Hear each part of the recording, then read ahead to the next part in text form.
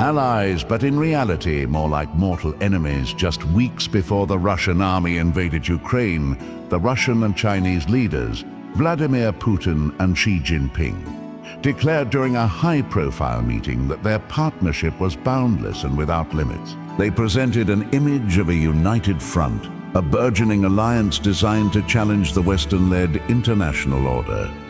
However, beneath this veneer of camaraderie, the true nature of their relationship has been far more complex and fraught with tension. Now, nearly 12 months since Russia launched its invasion of Ukraine, the evidence shows that China has never once condemned Russia's actions. Instead, China has maintained a cautious silence, abstaining on every critical United Nations vote that pertains to Russia's aggression. For instance, in September, when the UN Security Council voted to condemn Russia's unilateral annexation of 4 Ukrainian oblasts, China abstained, again signaling its support for Russia's security concerns and its opposition to Western sanctions and interference. Senior Chinese officials have openly cited support for Russia's security concerns, especially around NATO eastward expansion into Eastern Europe. They blame the United States and NATO for dragging the conflict out by arming Ukraine, and approach Beijing views as reckless and provocative. Meanwhile, Russia's ability to export oil and gas to Europe has steadily declined, largely due to sanctions and European energy diversification efforts. But China has stepped into this vacuum, increasing its energy imports from Russia. Over the past year, Chinese purchases of Russian energy resources have surged by approximately 60%, providing Moscow with much-needed cash flow to sustain its military efforts in Ukraine. This economic support is a clear sign of the deepening partnership, one that makes the alliance even more apparent to Western observers. To underscore this alliance's strategic intent, in May 2022, Russian and Chinese military aircraft even flew joint patrols near Japanese and South Korean air defense zones, precisely when President Joe Biden was visiting US allies across Asia. These maneuvers were not mere coincidences. They were deliberate signals of a growing military coordination. Over the past several years, even before the Ukraine invasion, Beijing and Moscow have been steadily growing closer, moving beyond mere diplomatic gestures into something resembling a formal military alliance. While it may still lack the full institutional structure of NATO, the trajectory is clear. Both powers are aligning their strategic interests in opposition to what they see as American hegemony. In the 2020s, a Sino-Russian alliance makes quite a bit of geopolitical sense, at least from their perspective. Both Russia and China are authoritarian great powers, each seeking to disrupt and fundamentally change the existing global order in ways that benefit their national interests. Russia's primary concern has long been Eurasia's western flank. Its most vital geopolitical goal is to control as much of the Eurasian steppe as possible, a vast flat plain that begins in northern Germany and stretches across Eastern Europe and into Russia. Historically, this plain has been the route of invasions into Russia from Western Europe. Invading armies have always sought to cross this terrain to threaten Russia's heartland. During the Cold War, Moscow achieved its greatest territorial control over this region through the Warsaw Pact, extending its influence all the way to the gates of Germany itself. Surrounded by geographic barriers, the Baltic Sea to the north, the Carpathian Mountains to the south, and the Black Sea, Russia historically sought to defend its core territories from potential invaders. A blockade or military disruption of this choke point could cripple China's economy and war effort, especially in a conflict over Taiwan. To mitigate this vulnerability, China claims a vast portion of the South China Sea and seeks to build military installations on disputed islands, aiming to control the region and deny access to rival powers. Furthermore, territorial disputes extend into the airspace over the East China Sea, where China claims an air defecation zone, ADIZ, that clashes directly with Japan, South Korea, and Taiwan. These claims are not just about sovereignty, they are about projecting military strength and deterring potential adversaries.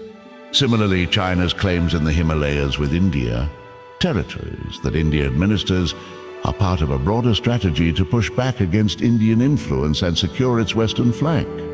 From Moscow's perspective, these developments are perceived as threats to its traditional sphere of influence and security. Both Russia and China see themselves as great powers with ambitions to reshape the global order. Yet their cooperation is driven by necessity, not genuine alliance.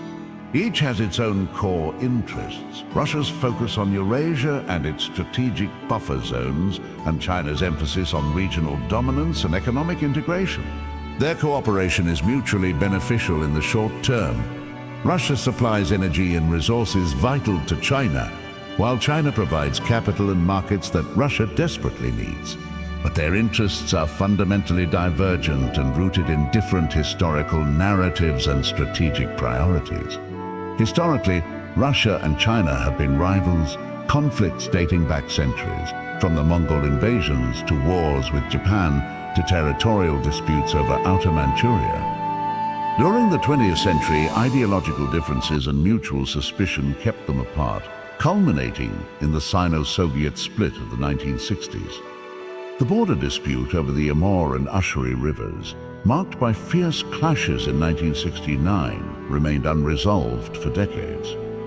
Even after the border was finally demarcated in 1991, underlying tensions persisted, rooted in mutual distrust and divergent national narratives. Today, these historical grievances still influence their relationship. China's territorial claims based on historical precedents, such as the 1860 treaty that ceded Outer Manchuria to Russia under duress, remain a sore point for China's nationalists. Mao Zedong himself referred to that treaty as one of China's unequal treaties, symbolizing Chinese humiliation and loss of sovereignty. The loss of Outer Manchuria and the port city of Vladivostok has long fueled nationalist narratives, with many Chinese viewing this territorial concession as a symbol of past humiliations. In the 1960s, the border tensions escalated into a brief but intense conflict, most notably the 1969 Sino-Soviet border clashes, and nearly brought the two nuclear powers to the brink of war. The legacy of that history still shapes their perceptions of each other.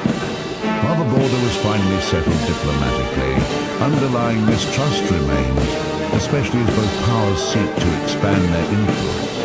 The current partnership is thus an uneasy marriage of convenience, driven by mutual strategic needs rather than genuine friendship. China's territorial ambitions and resource dependencies could, in the future, lead it to revisit historical claims, particularly if its relationship with Russia becomes strained or if it perceives opportunities to assert control over regions like Outer Manchuria once more.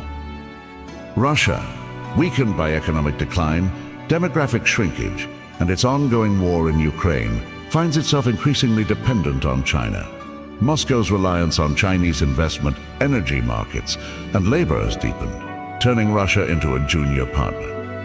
If Russia's military situation deteriorates further, if its economy crumbles, its leadership becomes unstable, or if it finds itself diplomatically isolated, China could leverage that dependency. The long-standing fault lines, territorial disputes, historical grievances, and strategic rivalries remain unresolved beneath the surface. The current cooperation is tactical. The long-term relationship remains uncertain. China's appetite for territorial expansion is as strong as ever, and its willingness to invoke historical claims could, in the future, threaten Russia's territorial integrity. In conclusion, the invasion of Ukraine has exposed the fragile and complex nature of the Russian-Chinese relationship. While they appear aligned today, supporting each other in opposition to Western interests, their alliance is built on short-term strategic needs rather than long-term trust. The historical grievances, territorial disputes, and divergent ambitions suggest that in the future, this partnership could fracture.